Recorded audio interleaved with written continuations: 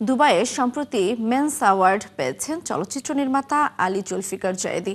এমন প্রাপ্তিতে যখন বিজেতার হাসিতে আনন্দ আয়োজনে মেতেছেন, ঠিক তখনই আরও একটা সুখবর পেলেন এই কাগজ সিনেমা খ্যাত নির্মাতা।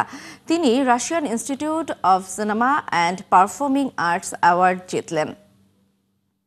ন্যারেটিভ ফিচার ক্যাটাগরিতে তিনি এই পুরস্কার অর্জন করেছেন। এই উৎসবে তার নির্মিত চলচ্চিত্র সারা বিশ্বের অসংখ্য নির্বাচিত ছবির মধ্য থেকে গল্পের উপস্থাপনা, শিল্পমান ও আবেগময় গভীরতার জন্য বিশেষভাবে প্রশংসিত হয়।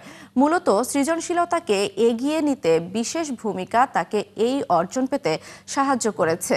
আগামী বছর নির্মাতা শুরু করতে যাচ্ছেন তার দ্বিতীয় সিনেমা চলচ্চিত্র দ্য সিনেমা। বর্তমানে চলছে এর প্রি প্রোডাকশনের কাজ।